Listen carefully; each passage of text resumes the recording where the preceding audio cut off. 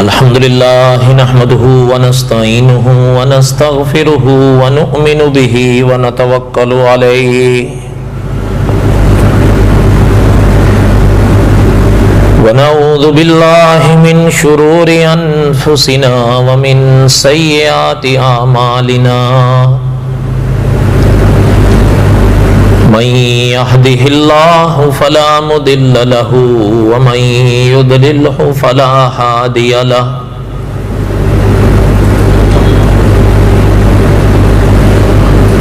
وأشهد أن لا إله إلا الله وحده لا شريك له وأشهد أن سيدنا وسندنا ومولانا محمدا عبده ورسوله أما بعد أعوذ بالله من الشيطان الرجيم بسم الله الرحمن الرحيم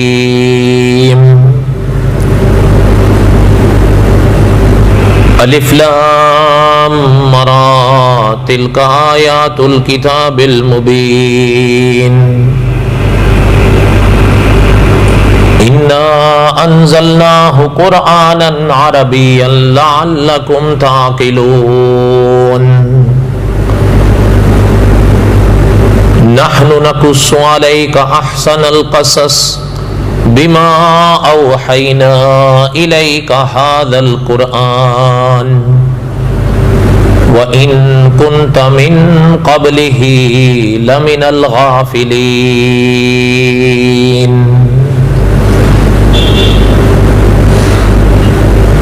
وقال النبي صلى الله عليه وسلم أنا آخر الأنبياء وأنتم آخر الأمم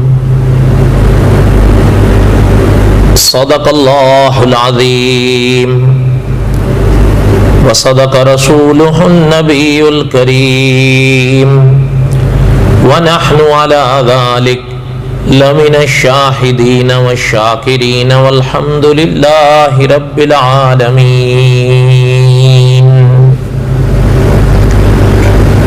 اللهم صل على محمد وعلى آل محمد كما صليت على إبراهيم وعلى آل إبراهيم إنك حميد مجيد اللهم بارك على محمد وعلى آل محمد كما باركت على إبراهيم وعلى آل إبراهيم إنك حميد مجيد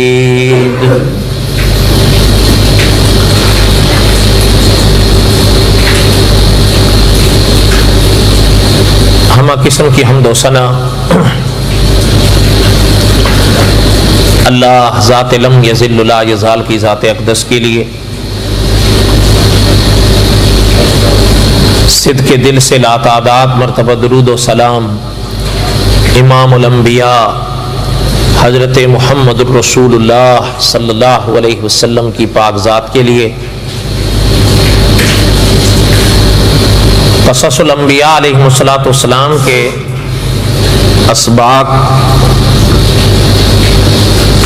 اور حضرت یوسف علیہ السلام کے واقعات ہم پڑھ رہے تھے.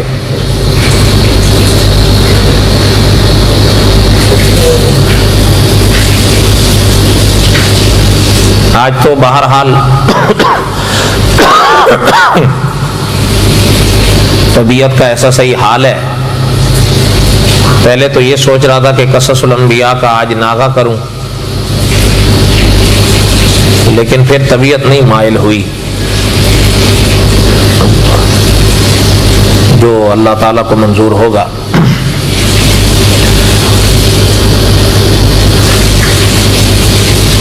قصص الانبیاء علیہ السلام میں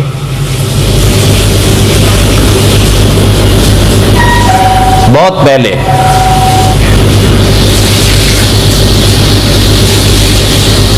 مجھے یاد ہے جہاں سے یہ موضوع شروع ہوا تھا، اس بات سے اس کی ابتدا ہوئی تھی. آپ کو بھی یاد ہوگا شاید پرانے کسی درس میں یہ ذکر ہو بھی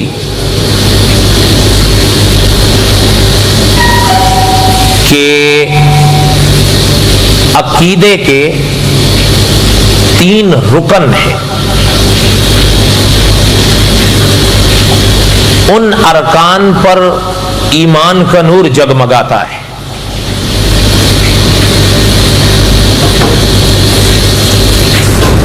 اور علماء نے لکھا ہے، شاید اس وقت ہم نے پڑھا بھی ہو یا کسی اور موقع پر پڑھا ہے،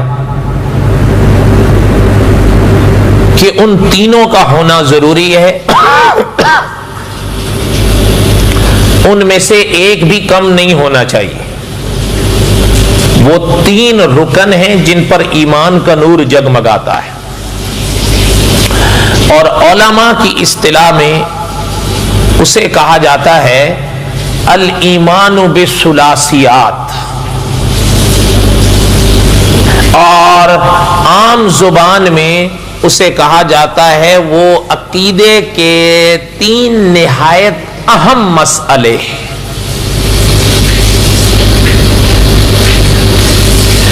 جن پر میری بھی اور آپ کی بھی نجات ٹھہری ہوئی ہے.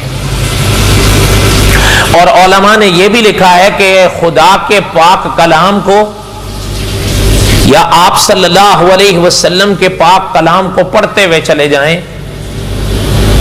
یہ ایمان بالثلاثیات بار بار آتے ہیں. یہ نہیں کہ ایک بار ذکر کر دیے گئے تو بس، نہ، بار بار آتے ہیں، بار بار آتے ہیں. اس لیے کہ علماء نے لکھا ہے کہ عقیدہ اس کا بھی بنانا تھا، اس کا بھی بنانا تھا، اس کا بھی بنانا تھا. اور آپ کو یاد ہوگا جو عقیدے کا پہلا رکن ہے الایمان بالثلاثیات میں جو پہلی شک ہے، اس پہ بھی کچھ کم ہمیں 10 مہینے لگے تھے، جسے عقیدہ توحید کہتے ہیں، جو رأس الدین ہے.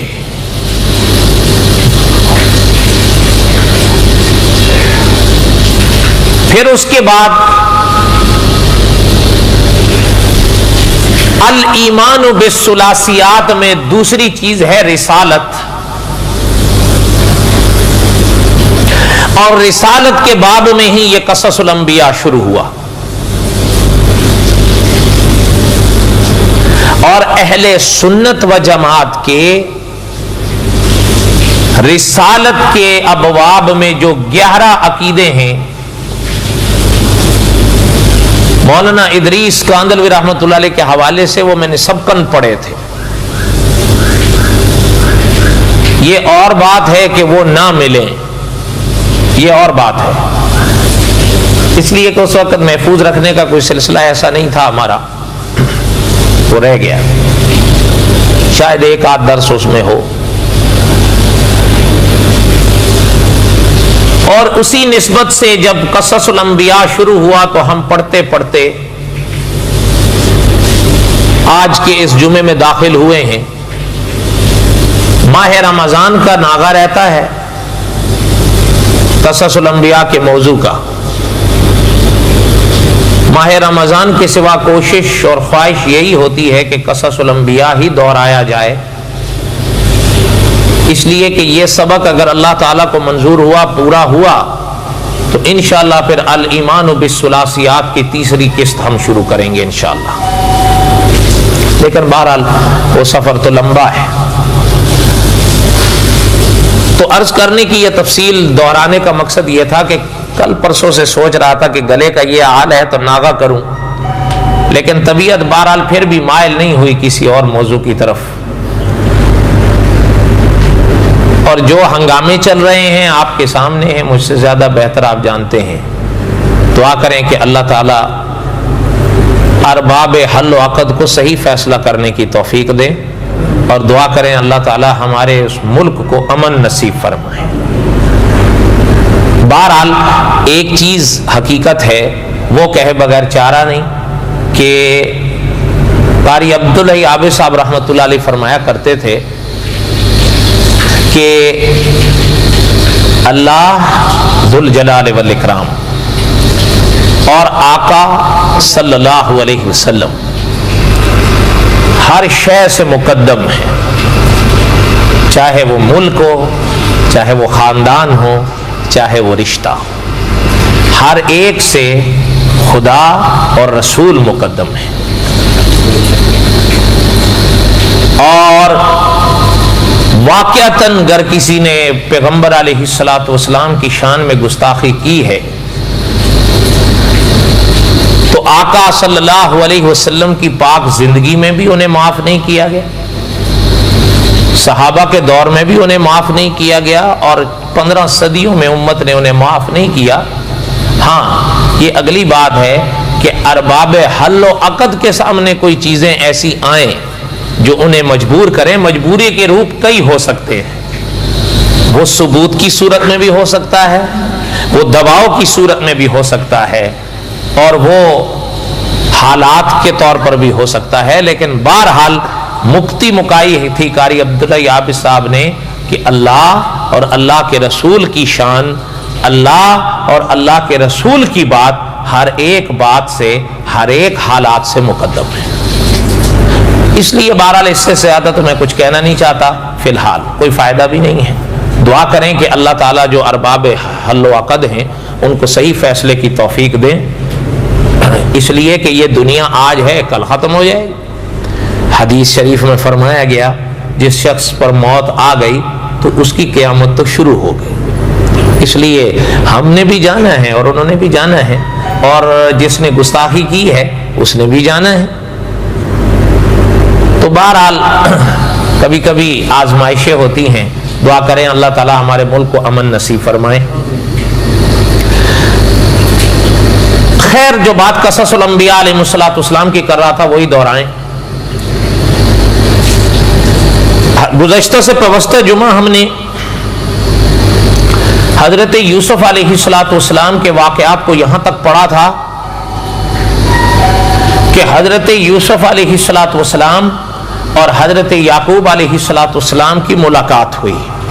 بعض علماء کے مطابق یہ 40 سال کے بعد ملاقات تھی، بعد نے کچھ اس حصے سے اختلاف کیا ہے، بہرحال سالوں بعد یہ ملاقات تھی۔ بس یہ بات، قرآن پاک کا تو اسلوب ہی نہیں ہے کہ وہ مدتوں سے یا اس طرح کی باتوں سے بحث کرے، زیادہ تر قرآن ان چیزوں کو نہیں چھیڑتا، ضرورت نہیں، بس ایک مدت تھی، طویل مدت تھی بس۔ پھر یہاں تک ہم پڑھے تھے کہ جب حضرت یوسف علیہ السلام اور حضرت یعقوب علیہ السلام ایک دوسرے کے گلے لگے تو علماء مفسرین نے لکھا ہے کہ خوب روئے، اور جب روئے تو حضرت جبرائیل امین علیہ السلام، مجھے یاد ہے یہاں تک ہم نے پڑھا، علماء مفسرین نے لکھا ہے حضرت جبرائیل امین علیہ السلام تشریف لائے تو حضرت جبرائیل امین نے فرمایا کہ بات یہ ہے کہ آپ پر جو یہ خوشی آئی ہے، آپ کی اس خوشی میں جہاں یہ سب شامل ہیں جو آپ کے دوست ہیں، آپ کے رشتہ دار ہیں، آپ کے ساتھی ہیں، آپ کی رعایا ہے، ان کے ساتھ ساتھ آپ کی خوشی میں اللہ کے فرشتے بھی شریک ہیں۔ یہ بات حضرت جبرائیل امین علیہ السلام کی تفاسیر کی کتابوں میں علماء مفسرین نے لکھی ہے۔ تو بہرحال اللہ ذوالجلال والاکرام نے قرآن پاک میں ارشاد فرمایا کہ فلما دخلوا علی یوسف آوا الیہ ابویہ وقال ادخلوا مصر ان شاء اللہ آمنین۔ جب ملاقات ہو گئی اب اس کے بعد حضرت یوسف علیہ السلام نے ارشاد فرمایا کہ امن کے ساتھ مصر میں داخل ہو جا۔ علماء نے فرمایا کہ حضرت کے جملے کا اشارہ سمجھ میں آتا ہے یقیناً یہ ملاقات شہر سے باہر ہوئی ہوگی استقبال کے لیے، تو بلکہ بعض اکابر نے تو یہ بھی لکھا ہے کہ کھلا میدان تھا اور وہاں پر کچھ بیٹھنے کے جگہ کا بھی انتظام کیا گیا تھا بہت اچھی طرح، لیکن ظاہر بات ہے کوئی مستقل رہائش تو وہ نہیں تھی۔ تو علماء نے فرمایا کہ اب حضرت یوسف علیہ السلام نے وہاں پر ارشاد فرمایا کہ اب داخل ہو جائیں مصر میں امن کے ساتھ۔ یہ کیوں فرمایا کہ امن کے ساتھ؟ تو علماء مفسرین نے دو باتیں لکھی ہیں۔ فرمایا ایک بات تو یہ ہے کہ حضرت یوسف علیہ السلام کے زمانے میں جو قحط پڑا تھا، جس کا ہم نے بھی کچھ حصہ پہلے پڑھا، اور وہ حضرت یوسف علیہ السلام کے زمانے کا قحط بہت مشہور رہا. تاریخ کی کتابوں میں یا تفسیر کی کتابوں میں آج بھی اس کا ذکر ملتا ہے. علماء نے لکھا ہے کہ غالباً اس قحط کو پڑے ہوئے یا شروع ہوئے 2 سال بیت گئے تھے، ابھی کچھ سال باقی تھے اس قحط کے مزید. لیکن حضرت یوسف علیہ السلام کے حسن انتظام کا کیا کہنا کہ اتنا اعلیٰ نظم اور اتنا اعلیٰ انتظام فرمایا کہ نہ صرف مصر کو سنبھالا بلکہ اڑوس پڑوس کو بھی سنبھالا، ان کو کوئی پریشانی نہیں ہونے دی. ہاں، ایک چیز کا خیال رکھا کہ جتنا جس کو ضرورت ہو اتنا دیا. ایک تو یہ. دوسرا علماء نے یہ لکھا ہے کہ دوسری وجہ یہ بھی تھی کہ جیسے عام طور پر آپ کو بھی تجربہ ہے، جس شہر میں آپ جانا چاہیں کیا بغیر کسی پابندی کے داخل ہو سکتے ہیں؟ بولو بولو تو صحیح. اگر آج آپ نیو یارک جانا چاہتے ہیں بغیر کسی پابندی کے چلے جائیں گے، جب چاہیں پہنچ جائیں. آج اگر آپ جدہ جانا چاہتے ہیں کیا بغیر کسی پابندی اور نظم کے چلے جائیں گے، جب چاہیں چلے جائیں؟ نہیں. ایک طریقہ کار ہوتا ہے، کچھ شرائط ہوتی ہیں، ان کو آپ پورا کریں گے تو داخل ہوں گے. تو علماء مفسرین نے لکھا ہے کہ اس زمانے میں بھی اس طرح کی شرائط ہوتی تھی. ظاہر ہے اس زمانے میں نقل و حرکت کا نظم ایسا نہیں تھا جو اب ہے، لیکن اس زمانے میں بھی آخر شرائط اور ان کے قیود اور قوانین ہوتے تھے. آخر تڑی پار تو وہ بھی کرتے تھے لوگوں کو، تو تڑی پار کیسے کریں گے؟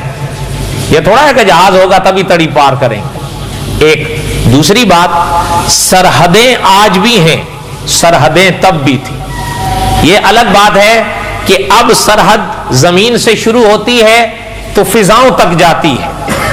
اس وقت بھی یہ مانی جاتی بھی ہو تو اس پر اتنے غور نہیں کیا جاتا ہوگا، کیونکہ اس وقت ہوائی جہاز تو تھے نہیں کو فضائی سرحدوں کو کوئی پار کرے گا، اس لیے بات زیر بحث نہیں آتی تھی. لیکن سرحدیں زمینی تو اس زمانے میں بھی تھی. اس حد سے اس حد تک وہ ملک، اس حد سے اس حد تک وہ ملک. اس لیے علماء نے لکھا ہے کہ حضرت یعقوب علیہ السلام اور حضرت یعقوب علیہ السلام کا خانوادہ، یہ بات نہیں کہ مصر میں کوئی پابندیاں ایسی نہیں تھیں، لیکن چونکہ حضرت یوسف وہاں موجود تھے تو حضرت یوسف علیہ السلام نے جب حضرت کو دعوت دی تو پھر کوئی پابندی حضرت یعقوب اور حضرت یعقوب کے خانوادے کے لیے نہیں تھی. اس لیے حضرت نے فرمایا کہ اب امن کے ساتھ مصر میں داخل ہو جائیں، مصر میں داخلے پر آپ کو کوئی پابندی نہیں. یہ مانا تھا حضرت کے اس جملے. آگے اللہ ذو الجلال والاکرام نے ارشاد فرمایا وَرَفَعَ أَبَوَيْهِ عَلَى الْعَرْشِ، حضرت یوسف نے اپنے ابویہ کو عرش پر بٹھایا. مانا تخت. کیا مانا؟ تخت، اونچی جگہ. وَرَفَعَ أَبَوَيْهِ عَلَى الْعَرْشِ، حضرت نے انہیں تخت پر اونچی جگہ پر بٹھایا. اور علماء مفسرین نے لکھا ہے جس جگہ پر حضرت نے اپنے والدین کو بٹھایا، والدہ کی نسبت سے کوئی نہ کچھ بحث غالباً ہم نے سابقہ درس میں کر دی ہے، اس لیے وہ اشارہ کافی ہے. ہم والدین کے لفظ سے ہی چلیں گے جو فرمایا گیا. اکابر نے فرمایا کہ جس جگہ پر حضرت یوسف خود بیٹھتے تھے، ظاہر بات ہے وہ مخصوص جگہ ہوتی تھی، اس جگہ پہ ہر شخص تو نہیں جا کے بیٹھ سکتا تھا. حضرت یوسف علیہ السلام نے اپنے والدین کو اس جگہ پر بٹھایا جس مخصوص جگہ پر خود بیٹھتے تھے. تو بہرحال حضرت یوسف تو حضرت یوسف تھے. دعا کریں اللہ تعالی ہر ماں باپ کو نیک اولاد نصیب فرمائے. اس میں ہم بھی ہیں، اس میں آپ بھی ہیں. ورنہ کبھی کبھی ہمارے ایک اکابر تھے، فوت ہو گئے، وہ فرمایا کرتے تھے کہ کبھی کبھی ہماری گناہوں کا ہی روپ لے کر ہماری اولاد آتی ہے. کیا پتا ہوتا ہے ہم نے کیا کیا کیا ہوا ہوتا ہے، ہمارے تو دھیان نہیں ہوتے، بلکہ کبھی کبھی کوئی بات، کوئی جملہ ایسا نکال دیتے ہیں کہ اسی کی گرفت میں آ جاتے ہیں. اس لیے ایک بڑا مشہور محاورہ ہے ہمارے دیار کا، پہلے تولو پھر بولو. اس کو ہمیشہ یاد رکھا کریں. جیسے ایک بات میں آپ کو بتاؤں، آپ نے بھی یہ سنا ہوگا یا سمجھا ہوگا، عام طور پر میں سب کی بات نہیں کرتا، لیکن عام طور پر جہاں تک دیکھا ہے یا محسوس کیا ہے، جو حضرات علم کی رونق ہوتی ہیں ان کی اولادیں آگے وہ بزم قائم نہیں رکھ پاتی ہیں۔ یہ صحیح بات ہے یا غلط بات ہے؟ بولو تو صحیح۔ جو علم کی رونق ہوتی ہیں عموماً ان کی اولادیں آگے وہ بزم قائم نہیں رکھ پاتے۔ ایک دفعہ میں نے ایک عالم سے یہ مسئلہ پوچھا تھا، یہ اکثر ہے، خال خال آپ انگلیوں پر گنیں گے ان حضرات کو کہ والد کا جانشین بیٹا ہوا، یہ بہت خال ہوتا ہے۔ ایک تو وہ ہوتا ہے نا جیسے میں اور آپ بٹھا دیتے ہیں کہ ٹھیک ہے جی پہلے ابو تھے تو اب بیٹا بیٹھ جائے، کمال ہے یا نہیں، یہ بات نہیں ہوتی۔ میں کمال کے لحاظ سے بات کر رہا ہوں۔ میں نے ایک عالم سے پوچھا، میں نے کہا حضرت یہ کیا بات ہے؟ تو آپ یقین فرمائیں مجھے آج بھی ان کی بات یاد ہے، ہمارے استاد تھے، تو مجھ سے فرمانے لگے بات یہ ہے، وہ خود بھی بڑے عالم تھے اور بولتے بھی بہت اچھا تھے، اللہ تعالیٰ نے ان کو بولنے کا بڑا ملکہ دیا تھا، بہت خوب بولتے تھے۔ تو آپ یقین فرمائیں اتنے بڑے قرآن کے قاری تھے کہ امام کعبہ ان کی قرات سن کر اشش کر اٹھے تھے۔ آپ سوچ سکتے ہیں، ایک تو ہے نا میں اور آپ کسی کو قاری کہہ دیں وہ الگ بات ہوتی ہے، لیکن اہل فند کی سند، اہل فن کی سند ہی سند ہوتی ہے۔ تو مجھ سے فرمانے لگے بات یہ ہے، یہ ایک چیز ہمارے آڑے آتی ہے، دو باتیں ارشاد فرمائی، ان میں ایک بات سناتا ہوں میں۔ ایک بات یہ ہے، ہم لوگ جو ہوتے ہیں نا کہتے ہیں ہم جب کبھی ہمیں ماں باپ نے محنت کی مولوی بنا دیا، ہم اس راہ پر چل نکلے، لیکن کبھی کبھی آزمائشیں آتی ہیں، ہم لڑکھڑانے لگتے ہیں نا تو زبان سے کہہ دیتے ہیں کیا یار مولوی بن گئے، کچھ اور بن جانا تھا۔ کہتے ہیں یہ اکثر تجربہ ہے کہ ہمارا طبقہ یہ جملہ بول دیتا ہے۔ فرمایا کہ پھر اللہ تعالیٰ کی طرف سے بھی صدا یہی محسوس ہوتی ہے کہ تم بن گئے ہو، اب تمہارے آگے کوئی نہیں آئے گا، اس لیے فرمایا اس دولت سے محروم رہ جاتے ہیں۔ پتہ نہیں آپ اتفاق کریں یا اختلاف کریں، بہرحال دعا کیا کریں اللہ تعالیٰ نیک اولاد نصیب فرمائے۔ حضرت یوسف علیہ السلام کی بات کر رہا تھا کہ حضرت یوسف علیہ السلام نے وَرَفَعَ أَبَوَيْهِ عَلَى الْعَرْشِ اپنے ماں باپ کو تخت پر بٹھایا، اپنی اس شاندار جگہ پر بٹھایا جہاں حضرت بیٹھتے تھے، ظاہر بات ہے ماں باپ تھے۔ آگے اللہ نے ارشاد فرمایا وَخَرُّوا لَهُ سُجَّدًا، اور حضرت یوسف کے آگے وہ سجدے میں گر گئے۔ اس آیت پہ بڑی ابحاث ہے، بڑی ابحاث ہے، اس لیے کہ سجدہ مجھ سے بہتر آپ جانتے ہیں کس کو کہتے ہیں۔ جب لفظ سجدہ آتا ہے، دھیان میری طرف رہے اب نہ ہٹے، جب لفظ سجدہ آتا ہے تو میرا اور آپ کا ذہن کس طرف جاتا ہے؟ جو 7 اعضاء لے کر ہم زمین پر لگاتے ہیں اسی کو سجدہ کہتے ہیں نا۔ اسلامی اصطلاح میں یہ نام ہے سجدے کا، اور حدیث میں فرمایا کہ وہ 7 اعضاء پر کیا جاتا ہے۔ اس لیے ایک بات کا خیال رکھا کریں، فقہا نے لکھا ہے جب سجدے میں جائیں نا تو یہ جو پیر کی انگلیاں ہیں نا یہ نیچے رکھا کریں، تو ایسے تو ساری لگنی چاہیے، لیکن کبھی کبھی مجبوری یا معذوری ہوتی ہے تو جتنی لگ سکیں وہ ضرور لگاؤ۔ اکابر نے فرمایا ایک یہ ہوتا ہے ایک پیر یوں اٹھا لیا، ایک یہ ہے کہ دونوں اٹھا لیے اور پورے سجدے میں اٹھائے رہے، فقہا نے لکھا ہے اس کا سجدہ نہیں ہوگا، سجدہ نہیں ہوگا تو نماز ہوگی، اس لیے کہ نماز کے فرائض میں سے سجدہ ہے۔ بلکہ صاحب قصص الانبیاء نے تو عجیب بات لکھی ہے، فرمایا ہمارے کچھ لوگوں کو تو عادت ہوتی ہے وہ جب سجدے میں جاتے ہیں تو پیچھے پیر کی انگلیوں سے کھیلنا شروع کر دیتے ہیں، حالانکہ ان کو خیال نہیں ہوتا کہ سجدہ ہے۔ اس لیے پاؤں کی جو انگلیاں ہیں زمین پر رہیں، اور فقہا نے لکھا ہے غالباً اس چیز کو سنت میں کہ اگر ان کا رخ کعبے کی طرف ہو تو یہ سنت ہے، لیکن نیچے رکھو، ہر حال میں لگائے رکھو۔ سمجھ آ رہی ہے بات؟ اس لیے اس اسلامی اصطلاح میں تو اس کو سجدہ کہتے ہیں۔ وہ جو حضرت یوسف کے باب میں فرمایا گیا وَخَرُّوا لَهُ سُجَّدًا، وہ کون سا سجدہ تھا؟ اچھا پہلی بات یہ سنیں، 2 سوال ہوئے، ایک تو یہ جس کا میں نے یہاں اشارہ کیا، دوسرا سوال یہ کہ وہ سجدہ کیا کس نے تھا؟ حضرت یعقوب نے علیہ السلام. اس میں تھوڑے سے بحث ضرور ہوئی ہے کہ چاہے کچھ بھی ہو، حضرت یعقوب والد تھے، حضرت یوسف بیٹے تھے، تو پھر بیٹا باپ کو کرے تو چلیں بات ہم خاموش بھی ہو جائیں، یہ تو برعکس معاملہ کیوں ہو رہا ہے؟ ایک بات. دوسری بات، والدہ یا خالہ، بعض اکابر تو ظاہر پر گئے ہیں کہ جب قرآن نے فرمایا ابوئی ہی ہے تو ابوئی ہی ہے، خالہ کیوں ترجمہ کرتے ہو؟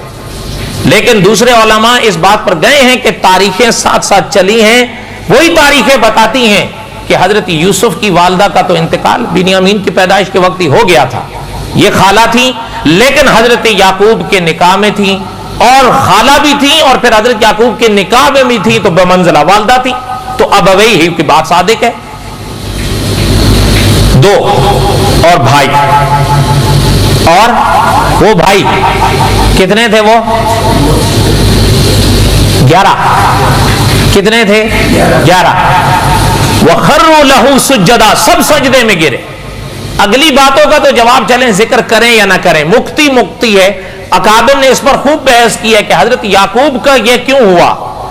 ایک ہی بات، سب ابحاث میں آپ مت پڑھیں، ایک ہی بات ہے، جب حکم خدا کا تھا بات ختم ہو گئی.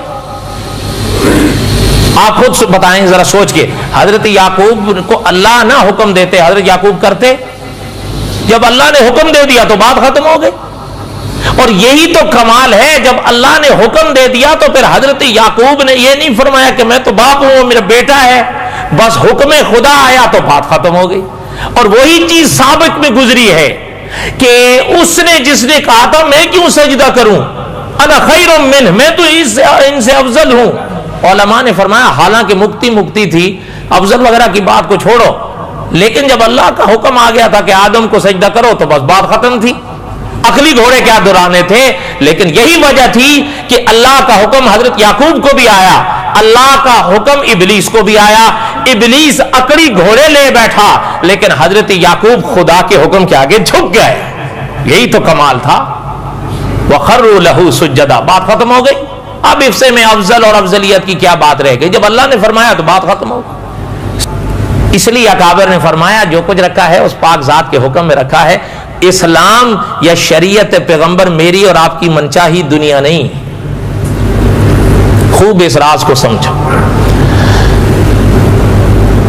اس لیے جب اللہ نے فرما دیا سجدہ کرنا ہے تو بات ختم ہو گئی. ایک بات. دوسری بات جو سجدے کی ہے کہ سجدہ یہ کون سا سجدہ تھا؟ دیکھیں ایک تو ہے نا وہ بڑا مشہور معنی جو آپ نے بھی سن رکھا ہے اور وہ ہمارے اکابر نے لکھا بھی ہے، اس میں کوئی شک نہیں، جسے اس بحث کے ذریعے حل کیا گیا ہے کہ سجدے کی 2 قسمیں ہیں. کتنی؟ 2 قسمیں. وہ فرماتے ہیں کہ ایک سجدہ ہوتا ہے تعظیمی، دوسرا ہوتا ہے عبادت والا. 2 ہو گئے. وہ یوں فرماتے ہیں کہ سجدہ تعظیمی سابقہ شریعتوں میں جائز تھا، لیکن سجدہ عبادت تو ان شریعتوں میں بھی خدا ہی کے لیے خاص تھا. لیکن جب حضرت محمد الرسول اللہ کا دور آیا صلی اللہ علیہ وسلم تو حضور کی پاک شریعت میں جیسے سابقہ شریعتوں میں عبادت والا سجدہ صرف اللہ ہی کے لیے رہا لیکن تعظیمی سجدے کی اجازت رہی، حضور کی شریعت میں عبادت والا سجدہ اللہ ہی کے لیے رہا، تعظیم والا سجدہ بھی اللہ ہی کے لیے رہا. اب کسی کے لیے تعظیم والا سجدہ بھی نہیں رہا. بعض اکابر تو اس طرف گئے ہیں اور بڑے بڑے حضرات گئے ہیں. لیکن ایک بات ہے، قصص الانبیاء کے جب ہم نے حضرت آدم علیہ السلام کے واقعات پڑھے تھے اس میں میں نے یہ تفصیلات کچھ نہ کچھ بیان کی تھی. ظاہر بات ہے وہ ساری تو نہیں دہرائی جا سکتی، لیکن 1-2 باتیں بطور خلاصے کے ذہن میں تازہ کر لو.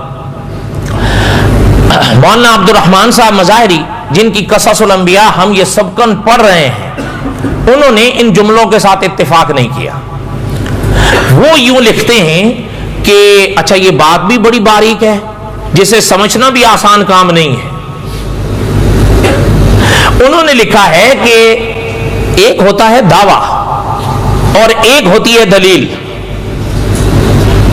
لیکن یہاں عالم یہ ہے کہ جو دعویٰ ہے وہی دلیل ہے، اور جو دلیل ہے وہی دعویٰ ہے۔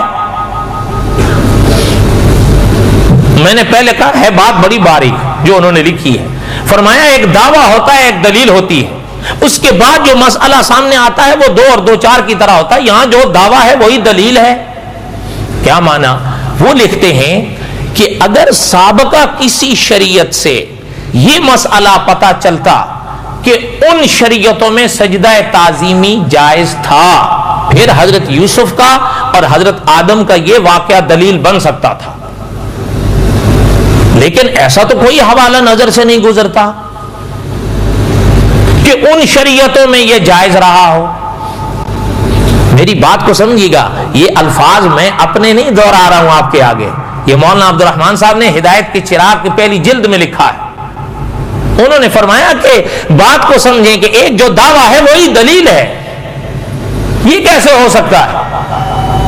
فرمایا اگر کوئی ثبوت ان شریعتوں میں سجدہ تعظیمی کا ملتا اور پھر کہا جاتا کہ حضرت یوسف کے بھائیوں اور ابویہ نے سجدہ کیا تھا، یہ دلیل بن سکتا تھا، یا ملائکہ کا سجدہ کرنا یہ بھی بن جاتا تھا، لیکن ان میں تو کوئی ایسی بات ملتی نہیں۔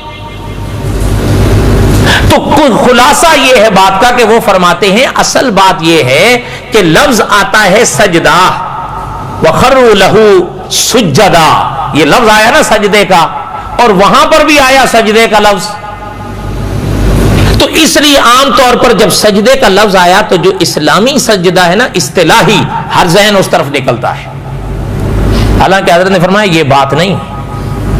حضرت نے بڑی عجیب بات لکھی، حضرت نے فرمایا یہ اسلامی اصطلاح والا سجدہ جو آپ اور میں نماز میں کرتے ہیں، یہ جیسے حضرت محمد الرسول اللہ کی شریعت میں کسی کے لیے جائز نہیں ہے، حضرت آدم سے حضرت عیسیٰ کی شریعت میں بھی کسی کے لیے جائز نہیں رہا ماں سوائے اللہ کے۔